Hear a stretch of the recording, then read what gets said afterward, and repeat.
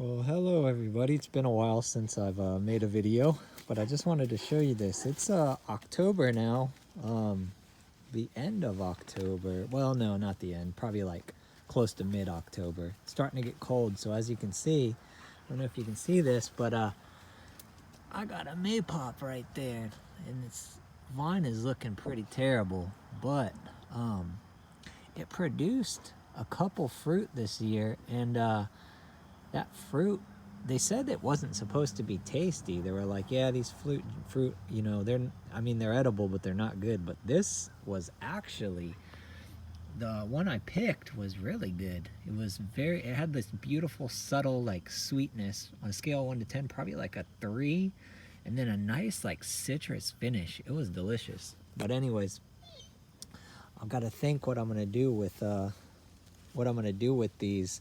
I'm kind of thinking I want to try to dig one of these up and like overwinter it and see if that's achievable. But I don't know. But yeah, so they're doing pretty well, and I don't know. I guess I got lucky because people were saying, no, they're not good. They're not going to be tasty, this, that, and the other. But I don't know about that. I thought it was pretty good. I was pleasantly surprised. So yeah, I haven't been doing much here on the property. I've got actually a lot of maypops growing in this area still. There's Lily playing around down there. What are you doing? Huh? But yeah, so we I haven't been posting too much because my garden wasn't really that exciting this year. Look at these little cypress trees. Bald cypress. I tried to plant a couple on my property and they died, so I'm gonna keep them in these for now, and then decide how I'm gonna transplant them. I think I'm gonna wait till they're bigger before I transplant, because the deer have also been eating them, and yeah, that hasn't been great. I took some cuttings from see, cutting here, it looks terrible. Cutting here looks terrible. Cutting over there. These are Rosa Sharon cuttings that I took. I hope that they take. We'll see how that goes. But I found that Rosa Sharon in a ditch, and so I took some cuttings, left the big, huge majority of it in the ditch line. Now this one came up, and this was a cutting as well of Rosa Sharon, but I transplanted it into this pot, and it yellowed up pretty bad. But it's at that time of the year anyways, where it's probably gonna die back, and hopefully it'll come up nice and pretty next year, I hope. And then this basil, it's beautiful. I love the smell of this basil. It's got a super fragrant, sweet smell. But yeah, that did well. I didn't get much off of this, the Cape gooseberry, because the flea beetles were horrendous this year, and they just like ate it. It's now picking up, like trying to flower, as you can see right there, but it's at the end of the season, so yeah, I don't know what I'm gonna do. Decisions. Do I try to overwinter it? I could, but is it worth it? That's the thing. And I got this big thing in my house. I don't know. I've got a lot of decisions to make. These were my garden beds. There, I cut them back. Things are starting to kind of try to take up again. You can see the little carpenter bees still in there working the flowers, but yeah, I had a lot of stuff. I don't know, I wasn't impressed with my garden this year. Yeah, I don't know. Hopefully I can make it a little bit better next year. We'll see. But I gotta also do some seed harvesting, because I've been lacking on that. Actually, I've got some seeds. Look at this. He's snoozing. Or she. I don't know if it's a he or a she, but they're just sleeping away, right? It's starting to get cold, so they're probably trying to, I don't know, conserve energy or whatever. But yeah, I can see down here some things popping up. Some bergamot. Let me see if I recognize really anything else. There's a lot of, like, I don't know, I guess one of the names is like Indian blanket. I can see that down there. I can see some of the black-eyed Susans coming up, because they, of course, they drop a ton of seeds. So yeah, we'll see. These things are, I don't even know what they're called. They're like a wild flower, bushy, shrubby thing that grows out here.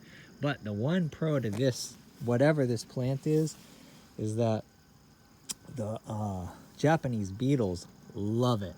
And so they will eat this up. And they pretty much left a lot of my other stuff alone, which was really nice because I left a lot of this growing. And so they tore into this. They were like attracted to it like a magnet. Now, I don't know what it is, but it is an aggressive seeder. And I'm sure I'm gonna have a ton of it next year. Like I said, it's October now, so everything's dying back. I've got plenty seed heads for, you know, all these black-eyed Susans. I'll have plenty of stuff to kind of, I've got plenty of these. I think that, I don't know, they say their names are Indian blanket, I don't know, but I've got plenty of those seeds. I've already collected those. And then a ton of these seeds. It's kind of fallen over because of the hurricane, but man, I've got so many off of it, and it's such this thing was giant. I mean, this thing, when it stood up tall, it's taller than, it's like 6 foot. It's a huge plant. Look at this. Caterpillar. I've got a ton of those. Yeah, they've been kind of tough on me too, as them caterpillars eating all my stuff. But, oh, it's a little carpenter bee.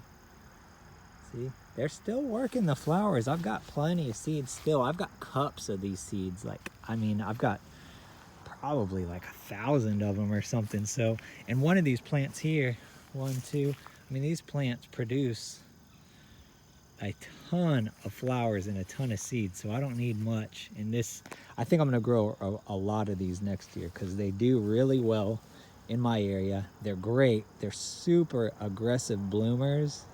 And the bees, the moths, everything just love them. So I think I'm gonna keep those around. And yeah. And I got some plans, but I'm gonna, yeah, I gotta start working this stuff, collecting the last bit of seed, and see what I'm gonna do after that. Let's see, there's another little wild patch. This is kind of like a little wild patch that, like, self-seeded, and I just left it alone, you know. I was like, okay, well, it wants to do its thing. I mean, these flowers are standing right now. These flowers are, I mean, they're good. I don't know, they're like 3 foot. They're pretty tall. This one's like 4 foot something. That one's pretty tall, like really tall. But yeah, so that's cool. Yeah, I'm kind of leaving them, letting them do their thing. They're still pushing through, so yeah, I'm not gonna mess with them, and I'm not even gonna cut the grass, honestly. I'm just gonna let them do their thing, and then we'll see how it goes and see if they want to self-seed again. But yeah, just thought I'd give an update and show you what's going on. Oh yeah, with those the passion fruit, the maypops that I showed you, I've got a ton of seeds off of that one little maypop, and that one there hasn't fallen off the vine yet, but when it does, I'm gonna collect those too, and probably plant some more. So, because I think the fruit is delicious, so I'm gonna keep it around, and yeah, keep on developing the wild garden around, you know, kind of guerrilla garden my yard. So anyways, yeah, that's the update, and I'll try to keep you updated and post a little more frequently. Thanks, everybody.